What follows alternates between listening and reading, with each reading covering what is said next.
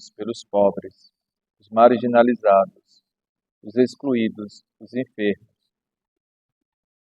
Na cura do surdo-mudo por Jesus, começa a realizar a esperança messiânica dos pobres, tal como anunciava 8 séculos antes de Cristo, profeta Isaías. Verifica-se, assim, a observação do apóstolo Tiago. Deus escolheu os pobres do mundo para torná-los ricos na fé e herdeiros do reino prometido aos que o amam. Nesta breve introdução, uma ideia que já perpassa todas as leituras e que constitui o centro da nossa reflexão de hoje. A manifestação dos sinais messiânicos e a chegada do reino de Deus, refletida inicialmente no coração dos pequenos, dos pobres, daqueles que primeiro se abrem à sua mensagem. Examinemos agora cada uma das leituras. O profeta Isaías, como porta-voz de Deus, convida o povo a não se deixar sucumbir diante dos perigos da vida. Aquele que está por trás da mensagem do profeta, Deus mesmo, em voz imperativa diz: dizei às pessoas deprimidas, criai ânimo, não tenhais medo. Equivale a dizer que Deus deseja ver seu povo com um novo espírito que possa aniquilar o medo que o envolve. Esse espírito é uma vingança que vem, uma recompensa. Deus mesmo se levanta para salvar o seu povo. Em consequência, o Senhor abrirá os olhos dos cegos, quanto os ouvidos dos surdos. O coxo saltará como o cervo, e a língua do mudo se soltará. Da mesma forma, a água brotará no deserto, e torrentes no ermo jorrarão.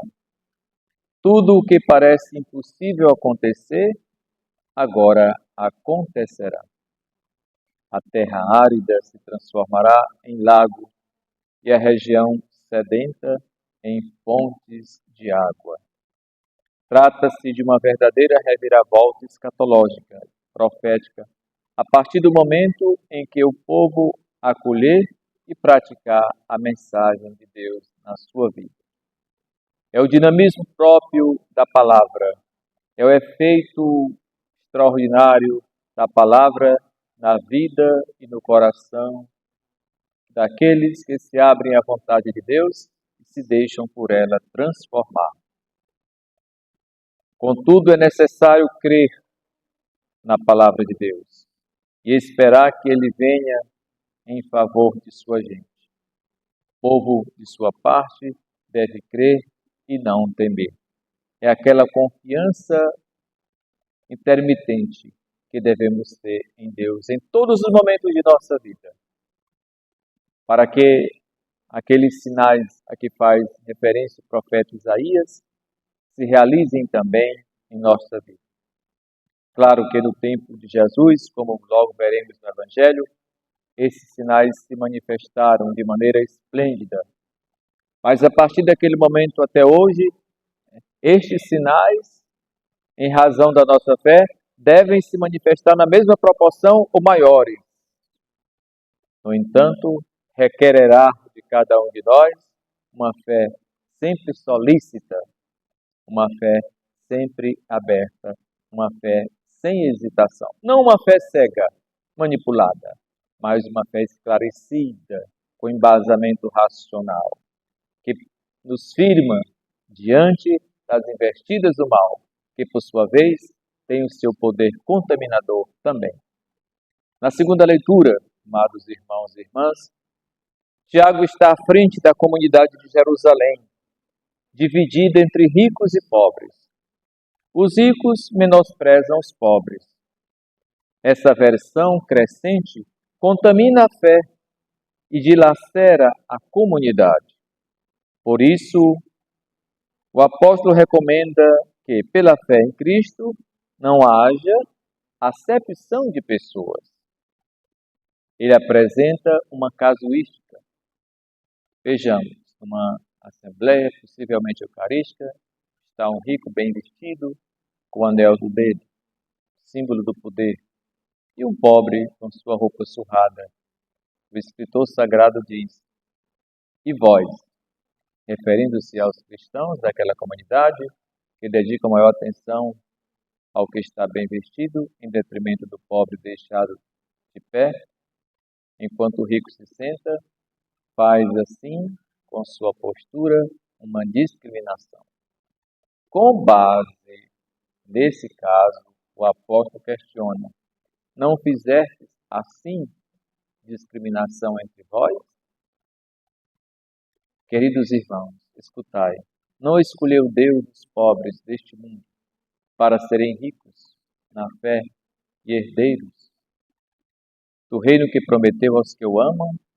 Tiago é enfático, pois não é possível nos dizermos cristãos se deixamos de lado os pobres deste mundo, abandonados à própria sorte. E Deus, na fortaleza que usa para manifestar o seu amor paradoxal, manifesta de maneira tão singela no coração da humanidade, na encarnação do Verbo, inserido num contexto de simplicidade e pobreza, a maior prova de seu amor por nós. Escândalo e loucura para gregos e judeus. Mas é exatamente naquele contexto de pequenez e de simplicidade que está a grandeza do amor de Deus. E aí nós percebemos onde está a sensibilidade no coração do povo para perscrutar estes sinais e entendê-los numa perspectiva de conversão. Tiago chama a atenção não porque condena os que têm um poder aquisitivo maior, mas, sobretudo, pela discriminação que fere uma relação de comunidade, que é a comunidade de Jerusalém. Vocês mesmos estão discriminando, que Deus não faz. Portanto, não discrimineis. A todos tratai com igualdade. Nós temos sempre esta tendência, às vezes temos uma relação já tendenciosa, levada pelo contexto, sobretudo, muitas vezes, pela manipulação que nos deixamos a nós mesmos. Vejamos agora, para concluir a nossa meditação, o Evangelho.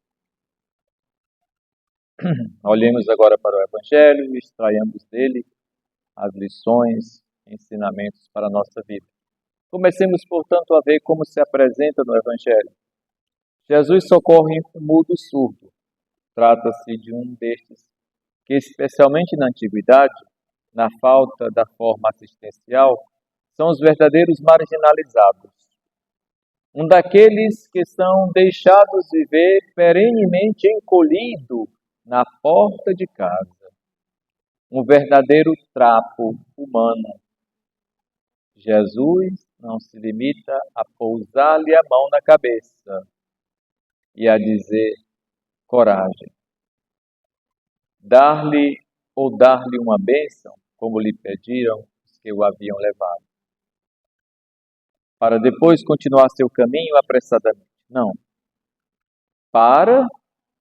Toma-o à parte, esquecendo a um instante a multidão que o espera, toca-lhe com os dedos, os ouvidos e a língua, como para lhe comunicar com o contato sua mesma audição e sua mesma palavra. E depois grita Éfrata, que significa abre-te. E o surdo-mudo fala e ouve. Diante de Jesus, frente a frente com ele, aquele homem tornou-se uma criatura humana, com toda dignidade e prerrogativas. Conquistou de verdade uma voz, e não somente aquela voz física. Assim, infinitas vezes Jesus se aproxima dos pobres e dos desvalidos. O cego de Jericó, por exemplo, os 10 leprosos, o paralítico, aproximando deles, os levanta, os cura, faz com que se tornem criaturas humanas. Assistimos assim, amados irmãos e irmãs, à realização daquela visão descrita por Isaías na primeira leitura. Então se abrirão os olhos do cego e se desimpedirão os ouvidos dos surdos. Então o coxo saltará como o cervo e a língua dos mudos dará gritos de alegria. Em Jesus se manifestou o Deus que faz justiça. Acredito veementemente que a escolha de Deus não ficou sem resposta por parte dos homens. De fato, ao anúncio do Evangelho, responderam no início, sobretudo, os pobres, os marginalizados, escravos, trabalhadores, estivadores, toda a gente pobre e simples e pequena.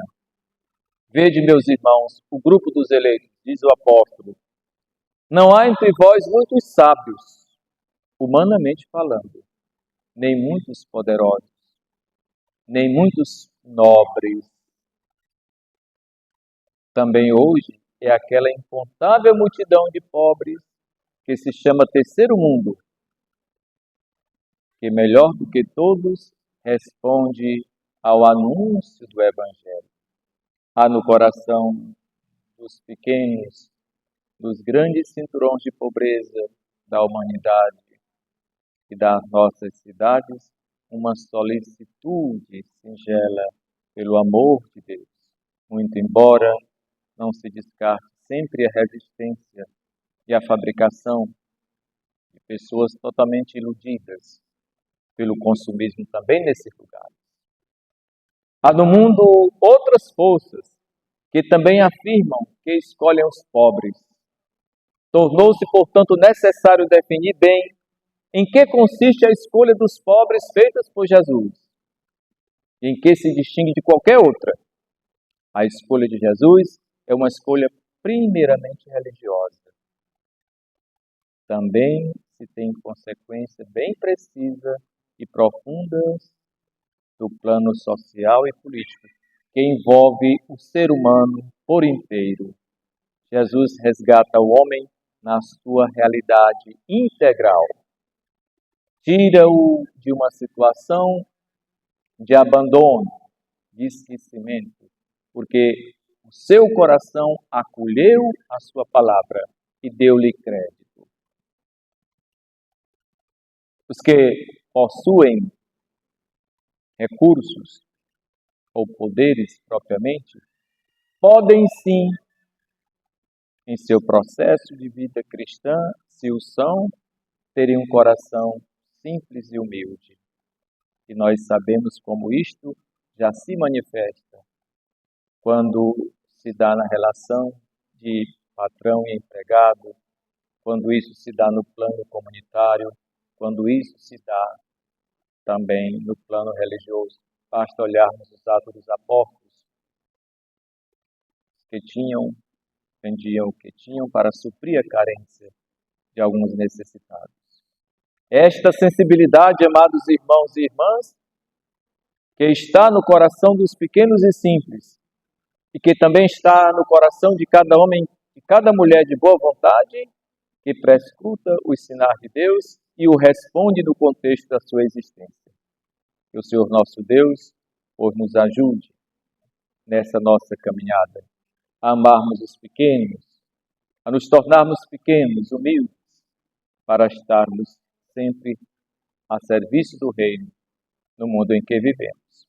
Louvado seja nosso Senhor Jesus Cristo.